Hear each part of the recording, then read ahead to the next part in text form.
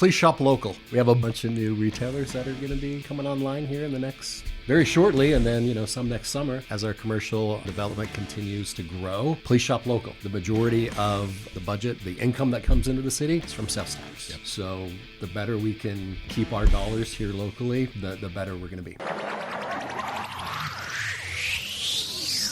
Welcome to Herrimanology, the official podcast to keep up with Herriman City. We'll take you inside the city, explore the latest news and updates, show you how your government operates, and discuss the issues that affect us all. Now, here are your hosts talking all things Herriman on Herrimanology. All right, welcome to Herrimanology. It is Thursday, August 27th.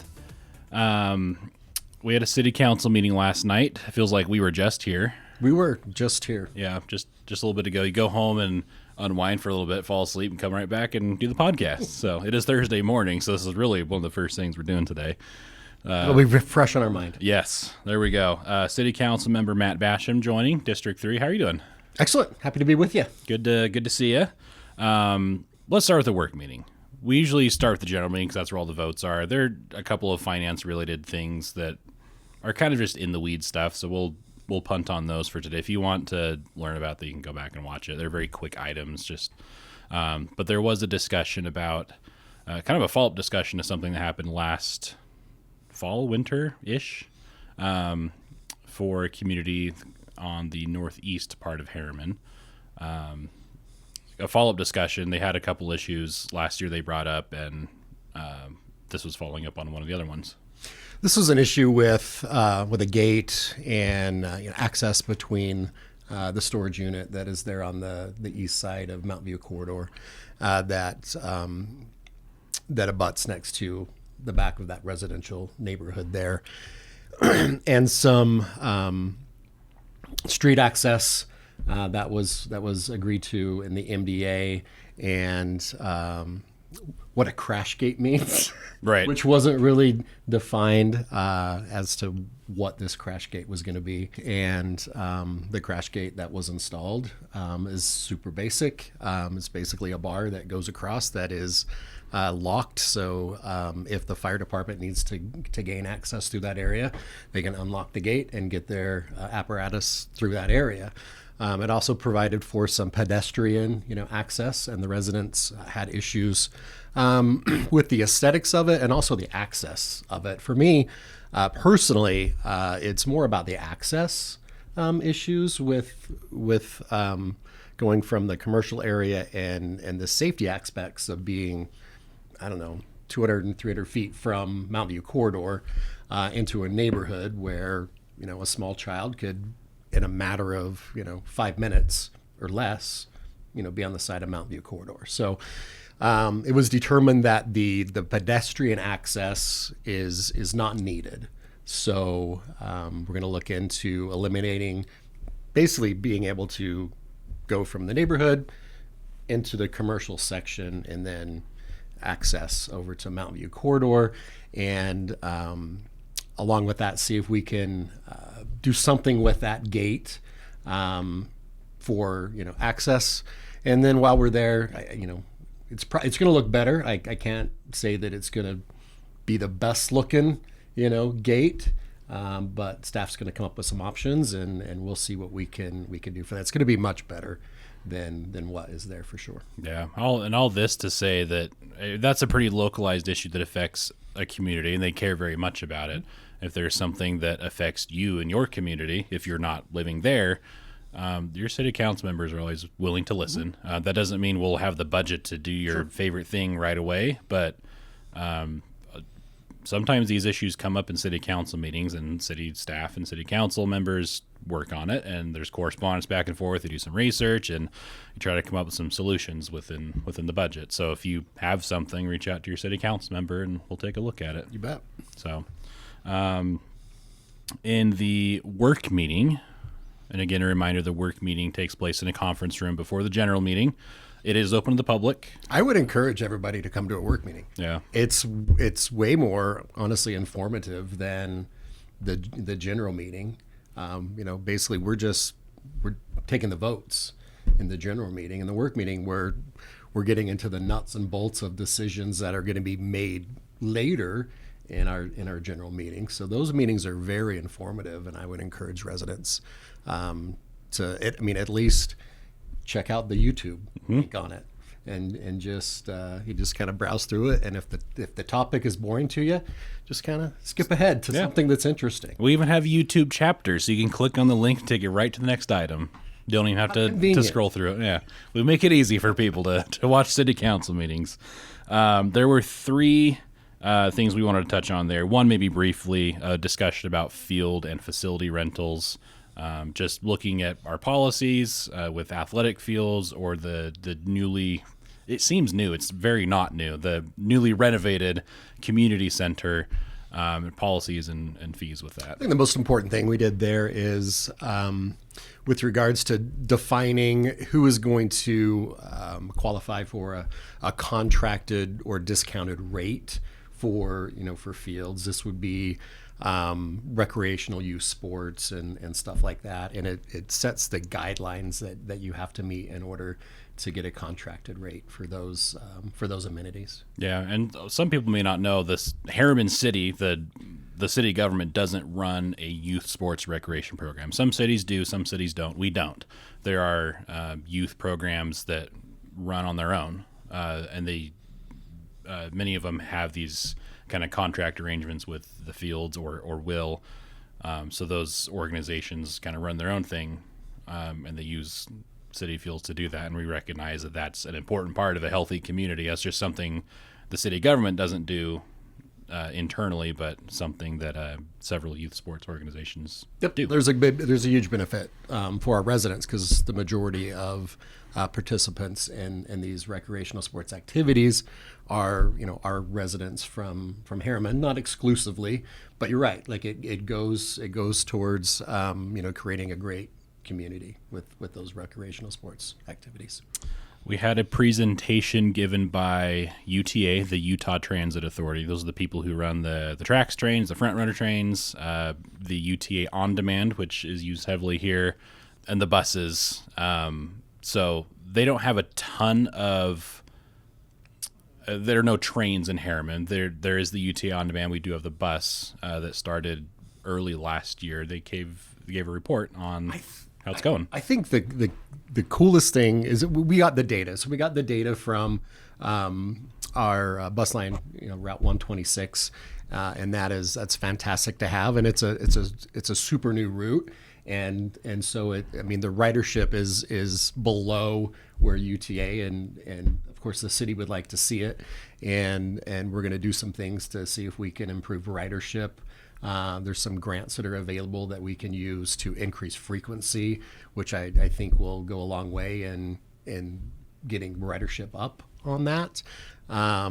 But the on-demand service was crazy. Like we utilized that a whole bunch. They put up a map which basically showed lines as far as where they picked up, where they dropped off, and we seem to be beating up on-demand. which is great. I've used on demand a whole bunch to get from, usually it's when I'm going to the airport and I don't have a ride, or if I don't want to bug somebody, I will hop on demand and head over to the track station and head to the airport and vice versa. And so it's a great tool or service to have. It's $2.50. So it's not quite as quick as Uber, right? The pickup times are the wait times for your pickup are a little bit longer than what they would like to see. I think their goal is about 20 minutes for pickup, and it's a could be a shared ride, but the value in that it's fantastic. So it was great to see all the data that UTA has, and they are very data focused in what they're doing. The decisions that they're making are not on a whim or what somebody wants to happen. These are all very, very data driven decisions. So I was really impressed and happy to see that. And transit is one of those things that if you use it, it influences potentially increased service.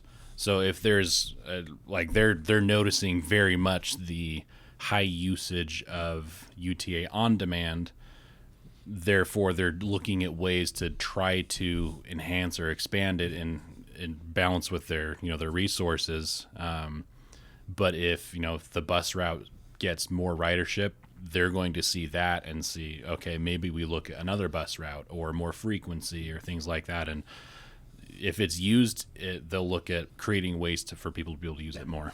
And it might be a little disingenuous to say that we're just using on demand. They have they're able to use tracking technology that's available that shows kind of heat maps of where residents are going. They're going from Herriman to the front runner station, right? And then they're going to work or wherever, and then back to Herriman. So we are heavily utilizing a lot of different modes of transportation that UTA provides. So good for us. Yeah. And we just need to make it as convenient as we can. When I mean we, in cooperation with UTA, to just help people get to where they need to be in the time that they need to be there, and see if we can get some cars off the road. Yeah. Some people often ask when these conversations come up, are we going to build a tracks line? One, we don't build any of these. The Herriman City, the UTA that's in their lane. We do have areas kind of preserved for the potential of a future train line. I don't want to attach any promises or any implications to that. We're trying to do our part in case UTA is interested in adding a line. For now, there aren't any immediate plans for that. They are poking around at the possibility of future train lines or bus rapid transit, where those would be aligned, when they would be funded, when they would be built is a whole other discussion that we're not ready to have, at least on this platform. But those are conversations that are being had, but it also takes years and years to get to the point where those become a reality. I think the funding that is necessary to create light rail is not just from the state. It involves a lot of federal funding. Yep. So it costs an enormous amount. It is insanely expensive, and it's decades down the road looking at light rail. The other options that we would see way before that would be the rapid transit with the bus. Yeah. One other work meeting discussion was on what we call the CIP framework. If you took our acronym quiz on our social media this week, you might already know that CIP stands for Capital Improvement Plan. Capital meaning basically just large city infrastructure, city projects. So when we talk about capital projects or capital improvement projects, we're improving or building new capital. So every year, one of the decisions the city council has to make is during the budget process, what projects do we want to / can we afford to fund? And last night, the item in the work meeting was trying to figure out maybe an updated framework on how to prioritize those. It's always hard decisions to decide what capital projects on this list get funding, because there's so many projects competing for the finite amount of dollars that are available. The first thing that we got to take care of is the items that we are contractually obligated to take care of, right? After that, it's safety, life and limb, types of things. After that, it becomes more gray. Do we spend money on maintenance on a road versus a park amenity, right? If we have available matching funds for a specific project, is that project going to be put ahead of something else because we're going to get so much bang for our buck? So those are all the decisions that have to be weighed in order to have the council decide which projects get funding and which projects don't. We always have the restriction of funding. While you were talking, I was trying to think of an analogy. Like if I was going to host a barbecue at my house and I want to make my favorite type of hamburger, I want buns, I want a patty, I want cheese, I want onions, tomatoes, jalapenos. Some people are like, ew, gross. What are you putting on a burger? I'm with you. No, let's keep going. Worcestershire sauce for seasoning. You want all these things on a good burger. And if we go to the store if we're like the city going to this capital project grocery store to have this barbecue, maybe we only have $10 and you can get some of those. It is impossible to get all those things. So we're having to decide, do we want the bun, the patty, and you get one topping. You don't get all of them. Or maybe you just get the bun and the patty, or maybe you just get the patty and no bun. And we have to decide year to year what type of hamburger we want.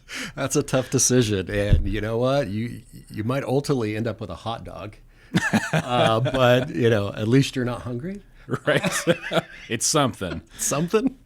And it's hard because some people are very passionate about their onions, or people are passionate about their tomatoes. And, there are grants available. So maybe go ask your neighbor for a tomato, or, go ask the state or county for funding. I'm mixing a lot of metaphors here, but you can kind of get the point where we only have X amount of dollars available. And there are ways to potentially get more funding. But at the end of the day, we still have way more things we want and need to do than we have money for. And that's just a reality we have to face every single year. It is. Please shop local.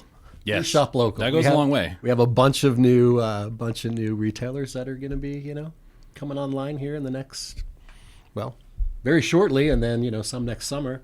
And as our commercial development continues to grow, please shop local. The majority of the budget, the income that comes into the city is from sales tax. Yep.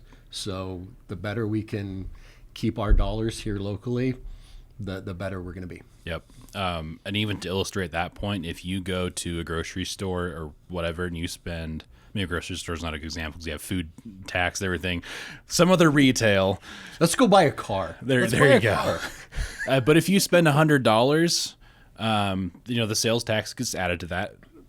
On a $100 purchase of goods, the city gets 50 cents. And you stack that up however many thousands of times throughout the year, that's where the city budget comes from. It adds up. It does. It does. So, but that's, to your point, that's where a lot of the city's revenue comes from and where we can do projects for the community. One thing I definitely wanted to hit was Saturday's event at the Conservation Garden Park. So we touched on this a little bit last week, but if you missed last week's podcast, what is the Conservation Garden Park, and what's the event coming up? So it is coming up on Saturday from 9 to 2, I believe, and you need to RSVP. It's just kind of a big open house where they can come show you all of the water-wise plants that are available to make your landscape look fantastic and not quite be quite as thirsty as it otherwise might be. I'm planning on being there. I got my application for the incentive for the turf that I'm going to be removing accepted, so we're going to be there and try to see if we can pick out the plants and make it work in our head. So I think it'll be a great event. Love it. So it's a facility. It's in West Jordan. It's run by the Jordan Valley Water Conservancy District, and there you can just walk around. It's just a big garden with different sections with different types of plants, and they're all labeled. So we did that a couple of years ago when we were flipping part of our yard. We go and, we really like this plant. Look at the plaque and all right, we'll write that down, and then you kind of make a list of what we want in our yard. And that's what this project is for, is to show you really good looking landscape, and there are ways to achieve it partly through that incentive program you mentioned. You bet. Yeah.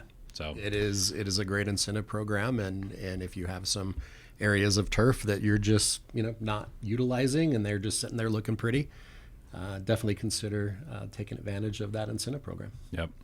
Okay, we'll call that good for today. I will plug to go on our website, harriman.gov, and you'll find, or our social media, Herriman City, and you'll find a link to the Conservation Garden Park RSVP form, and information about the inflatable dash. Maybe we'll talk about that a little bit more next week, but that's coming up September 14th. It's a Monday night. Registered for that because that'll be a super fun event. Yep. I know the person that's going to be emceeing it. So I didn't say it was me. I just said I know who it was, but it could be. A connected man. It could be. City Councilmember Matt Basham, thank you for joining today. Thank you so much. Thank you for listening and watching, and we will catch you next time.